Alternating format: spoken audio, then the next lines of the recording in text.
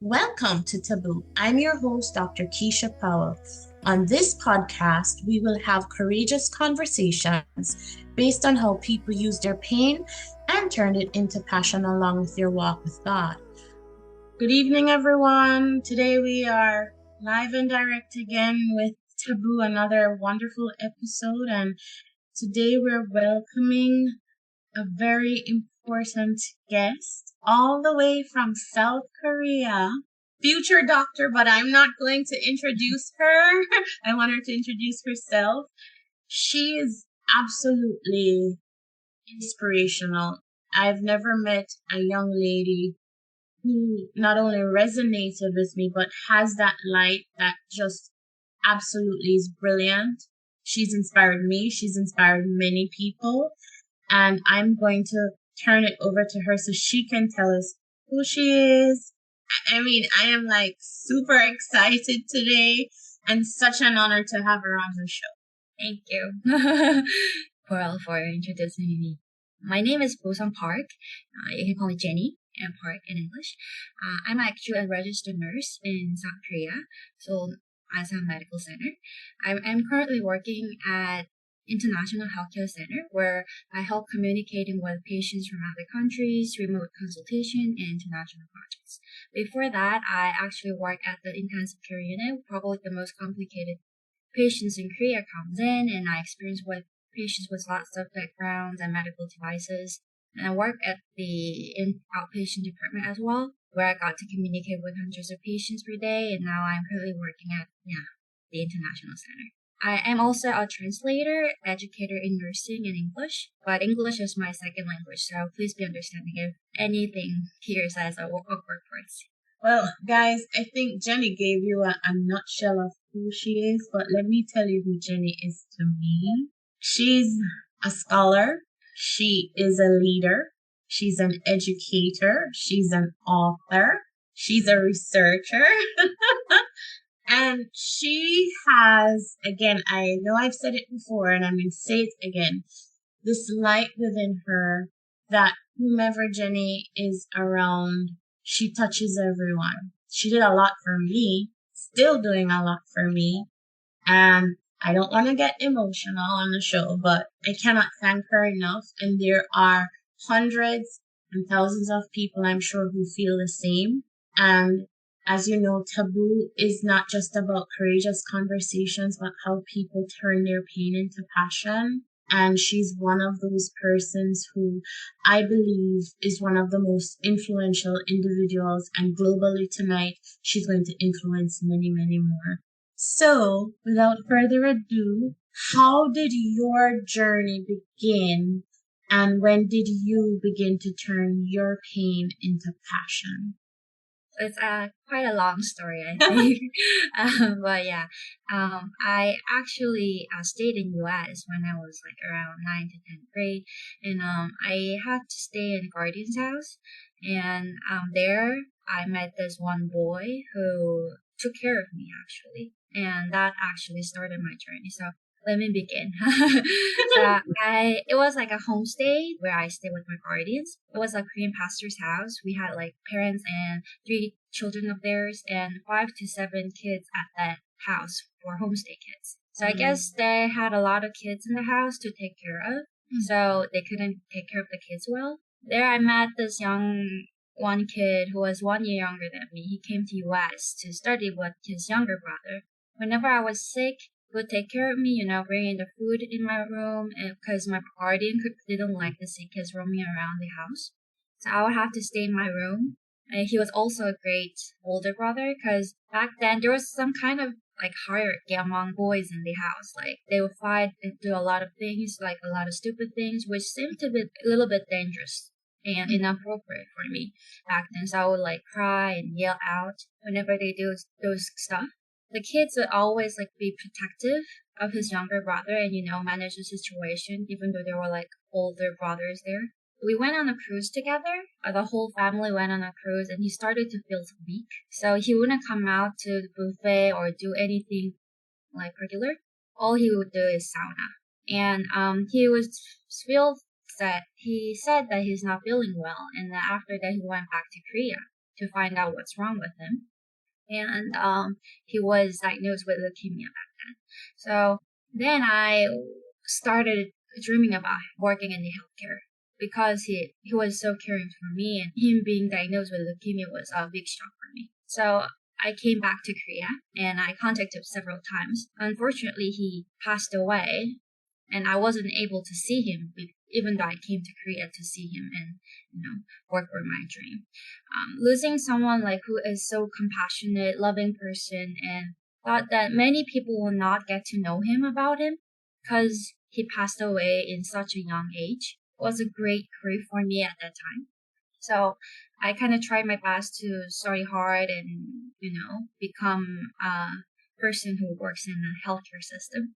I thought that nurse will play an important role in patient's journey because they're always by patient's side and taking care of them. So that's why I chose nursing, and I try to remind myself that every time I encounter patients, that could be one of my, sort of that one young boy who needs a lot of care. Wow. That story is your journey. I don't want to call it story. Your journey is a very powerful one, and it also goes back to what I'm saying, how strong you are, because at such a young age to experience that, and I'm sure in your field you're still experiencing very difficult moments with your patients. How do you deal with that? The thing is, I understand that patients is going through a really hard, time, I think, because they're in pain. Actually, they come to the hospital not because they're happy, right? They're because they're in pain. So I try to understand the pain they're having and try to empathize. But at the same time, because I'm a nurse, I need to give them a solution, I think. So I try to, give them an appropriate amount of the solutions that I can help with. And then also try my best to emotionally empathize and, try to understand the situation. I know for me, you were there in more ways than one. And I'm speaking from a former patient perspective, although sometimes I still feel like I'm always going to be a patient. But speaking from that kind of perspective, when you're in the hospital, you're right. You feel it's not just being scared. You have to go through it and you get it done. And I pray a lot and I ask God to give me guidance where that's concerned. But what I learned from you was resilience. Whenever I felt like in my lowest of lows, you were always there. And for that, I thank you. And I'm sure if other people could say thanks, they would say thanks. And I'm sure if your friend was here, he would be very, very proud of you to see who you are today. Again, such an inspiration. So going back, I'm going to touch on this part. As an author. So you're moving from not just your other career, but also becoming an author. How did you transition into, wanting to write a book and being a scholar at the same time? Back in the university, I love researching. I also worked as a research assistant under my professor, and I realized that I love researching and, exploring other people's work and stuff. And then now I've been nurse for 6 years now. So I started to think that maybe I have this ability and capability to, educate others, and I wanted to spread not many people, many people know that they need to be healthy, but they don't know how to be healthy. So I wanted to spread those kind of things. That's why I started to write things, and then that's how I wrote my book. I have to say, I wonder how you do it, because I know I've seen the experience firsthand with how hard you work. And then at the same time to be an author, and another time to be a nurse educator, and then a translator, and then Jenny, seriously, you wear so many hats. How do you do it? And still look so beautiful. I think I'm sort of a workaholic. Yeah, Like I can attest to that. yeah, same as well. Yeah. So yeah, I love it. I think when you do something that you love, like time flies actually, and then it doesn't matter like how. I mean, I feel tired a lot of times. So I try to manage, like I try to exercise and work and do another work, but I try to make a balance out of it. That's how I think I do it, and I think it's the outcome after I finish all the work is really great. You know, it's fulfilling actually. Seeing that, oh, I did this. Yeah, I did this all. Yeah, that makes me fulfilling, and then that's how I drive myself. Like again, like if there's another project coming up, like then I'll be like, oh, I'm so tired, but at the same time, I want to do this. You know, and then make it work. I will put my name. I'm gonna start calling you Superwoman too, because I'm telling you, it's incredible. It's incredible. It is incredible, and I think this is why I keep saying how inspiring you are, because I've met many young women and young men who oftentimes they're not quite sure what direction to take. So that leads me to my next question. What is next for you? And career wise, I think I'm actually planning to go to the graduate school. Like, yeah, so I wanted to be more specialized in nursing. For now, I'm hoping to expand like my scope. I realized, as I told you, I have those backgrounds, but I wasn't sure whether I was ready to, go out into the world and then share my insight and stuff. But now I realize that I can influence other people more with my ability. So that's what I wanted to do. And yeah. Well, I think you're already influencing a lot of people, including based on not just the things you do, but who you are. I've always seen you as a very powerful person. Is there anything in particular when you're finished with your doctoral studies? Is there any area that you are going to be focusing on? As I said, like I am really interested in nursing education. Yeah, because there's a lot of parts where in Korea they have a lot of parts where we need to work on actually, and then that I want to be part of, and also I want to be entrepreneur at the same time, working in a healthcare system, like also including the nursing education. I want to have this system where I can provide the best nursing care to the patients who is in need. That's really good. Because South Korea is noted to be one of the best providers and health services are concerned in the world. Having lived here in America, did you ever experience like the healthcare system here in the US? Not really when I was just in high school, but I heard of a lot of it. Yeah. So, South Korea is the best. For anyone who's listening, telling you South Korea is the best. I would advise anyone, if you can go because the healthcare there is far different than here in the United States. And I got a chance to meet great people, and I hope that one day that I'll have a happy place in South Korea because it's super beautiful. So congratulations, by the way, on moving forward to pursue your doctor. So I'll be calling you Dr. Park in a few years. What advice can you give to our listeners to empower them into turning their pain into passion? So, the thing is, like, I am a person who push myself, right? So I don't want to tell everyone that push yourself, like, you need to do it, like, everything.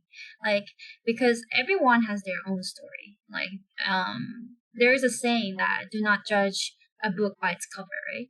I believe that everyone has their own different sufferings. In other words, they are trying their best to fight or deal with their pain. When there is so much pain that you cannot handle, sometimes it's better to be just let it be. Just admit that you're in the midst of the pain and be understanding of yourself. The most important person in the world is you. I want to say that you don't have to particularly gain something or become a better person after your suffering, and you can just be yourself. It's be easy on yourself is what I am telling you, and then implement it in your life. If there's anything you can gain, just let your pain pass by. And then I'm saying this because sometimes we're so hard on ourselves that while being generous to others, but you only also need some space to breathe, remembering that you're gold and the only precious things in the world will keep you go with the sometimes it's very frustrating in the world, world. If you don't exist, the world wouldn't exist. But for those who wants to do something to achieve, when I set my goals to be part of the healthcare worker, I remember studying like at least 12 to 18 hours maximum a day. I basically slept and put my all effort in studying. And university test in Korea is very competitive. That's why I think that I put myself there. And back then, I will like write inspiring words every day to remind me of a goal that I have, and I didn't think of anything else. Just focus on how much effort I'm putting in, and trying my best. And that is very powerful, very, very powerful, and I hope people across the world will hear this, because it's true. You have to learn how, even for me, sometimes I know I push myself very hard, maybe a little bit too hard sometimes, and I need to slow down. But there are times when you cannot be hard on yourself. And I remembered earlier you said you can't judge a book by its cover, which I also think is a philosophy I live by. You never know. You never make assumptions about someone else's issues because you don't know. And I even remembered when I was in grad school, I would have this posted on my wall wherever I was studying. My grandmother used to drill it into me. I can do all things through Christ who strengthens me. And sometimes when I feel like oh man, I can't write this paper or I have work at the same time, I would remember that quote. And so it's very powerful with what you said just now, how you motivate yourself. And I'm hoping that there are other people out there who will, not give up and also continue to motivate themselves. I cannot thank you enough for all that you have done. Not just for me, but for many people. And even just listening to you just now and hearing about your journey is also inspirational. I met quite a few young people in South Korea as well, and I hope that eventually they'll listen to this podcast and they'll seek you out, Doc. And I can't wait to hear what your next journey is going to be. I cannot wait until you finish, and I really salute you for all you're doing. Very strong, very, very strong. Thank you so much. Thank you for having me. And it's my honor. Oh, it's an honor for me, honestly, because one of the things I was saying to someone the other day, they had called me and they said, you know what? They asked me what's next for me. I said, I don't even know what's next tomorrow. But I thought about, like I said, the people I met along the way. And making decisions, it's not very easy. But you are a trailblazer. You're a trailblazer. You go after something that you set your goals and you're gonna get it. And Jenny, I pray that you will get everything that you deserve. You are a rock, an angel. Thank you so much. Thank you so much. And on that note, everyone, join us again for Taboo, another episode of Taboo, where we'll meet inspirational people like Nurse Park, and hopefully you will be able to turn your own pain into passion. Signing off.